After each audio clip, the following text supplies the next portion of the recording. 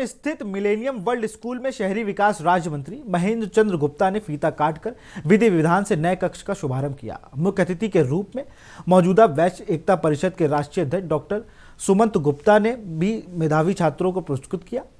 कार्यक्रम की शुरुआत दीप जलाकर की गई, जिसके बाद मेधावी छात्र छात्राओं के स्मृति चिन्ह और प्रमाण पत्र देकर सम्मानित भी किया गया। मंत्री महेश चंद्र गुप्ता ने कहा कि प्रतिभाशाली छात्र छात्राओं को पुरस्कृत करने के उनका और उनके साथ ही अन्य छात्राओं का उत्साहवर्धन होगा। प्रबंधन नागेंद्र सिंह और भानु गुप्ता ने बताया कि पिछड़े इलाकों का शिक्षण का अभाव है, यही कारण है कि पिछड़े इलाके में अंग्रेजी माध्यम के स्कूल का संचालन किया जा रहा है। स्कूल की कई शाखाएं अन्य जनपदों में भी हैं।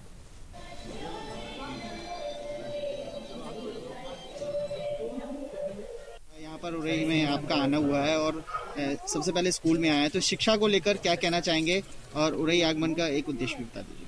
आज उरई में मिलियन विद्यालय जो है, इसमें जो अभी होनहार छात्रों को पुरस्कृत किया गया है और पुरस्कृत इसलिए किया जाता है, मेरा मानना है और मैं कहता हूँ कि कोई अच्छा व्यक्ति हो, छात्र हो, अध्यापक हो, अधिकारी हो, कोई भी अच्छा हो, उसका इतना सम्मान करो, इतना सम्मान करो, मजबूर हो जाए उसी रास्ते पर चलने के लिए, मजबूर हो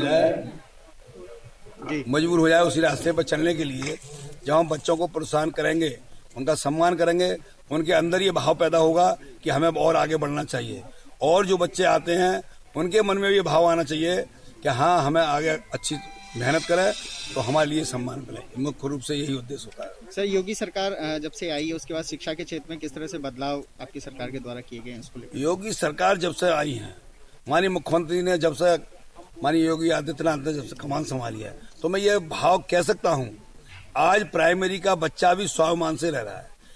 वो पहले पड़ोस का बच्चा जब अच्छे विद्यालय में जाता था, मांटेसरी विद्यालय में जाता था, और जो बच्चा प्राइमरी में जाता था उसके मन में ये भाव रहता था कि मेरे पिताजी कुछ गरीब है, क्योंकि जिस विद्यालय में वो जाता था उसमें फटे हुए फर्श होते थे और ड्रेस किसी तरह से होती नहीं थी, उस विद्यालय की चार दीवारी होती नहीं थी, उस विद्यालय में टीचर पढ़ाने आते नहीं थे, आते थे तो चले भी जाते थे।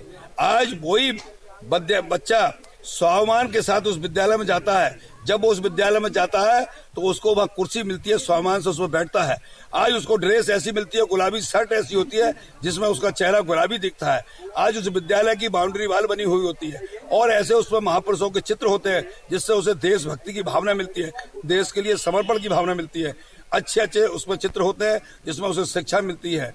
और विद्यालय में जो पढ़ाई होती है, अगर अब आज के जमाने में अगर हमारा सम्मानित आचार्य या जो टीचर है 2 मिनट भी लेट हो जाते हैं तो उनका वेतन रोक दिया जाता है। तो शिक्षा का स्तर हमारे इस शासन में बहुत बड़ा है। सब बच्चों को क्या संदेश देंगे जो पुरस्कार किए बच्चों के लिए क्या संदेश? बच्चों का मेरा यही संदेश है कि वो अच्छी पढ़ाई करें। और मैं उसमें एक बात कहता हूँ कि जो आत्मा परमात्मा का स्वरूप एक होता है, आत्मा परमात्मा का स्वरूप एक होता है, जो अपने गुरुओं का और अपने बुजुर्गों का सम्मान करता है, उनका आदर करता है।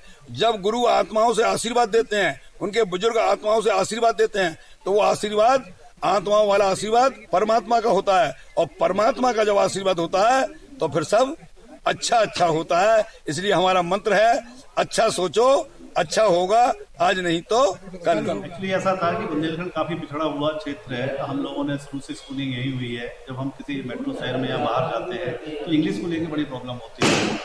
तो कई स्कूल यहाँ से पुराने चल रहे थे, लेकिन जो फ्रेंचाइजी स्कूल है, जो मिलेनियम वर्ल्ड स्कूल, जो ऑलरेडी 40-45 शहरों में अपना संस्था चला रही है, लेकिन उनका पूरा है कि बच्चों का हर सर्वांगीण विकास करने का जो उनका प्रोजेक्ट है, उसी के तहत, ताकि बच्चों में किसी भी शहर में जाते हैं तो इंग्लिश या किसी अन्य चीज़ को लेकर उनको काफ़ी अपने आप को इन्फीरिटी कॉम्प्लेक्स ना हो। इसी वजह से हमने एक मिलेनियम वर्ल्ड स्कूल की फ्रेंचाइजी लेके यहाँ पे हमने चौरसी गाँव में इसको, हमारे यहाँ सब अंतर्राष्ट्रीय स्तर की सुविधाएं हैं विद्यालय में, जो कि अन्यत्र उरई में किसी विद्यालय में उपलब्ध नहीं है।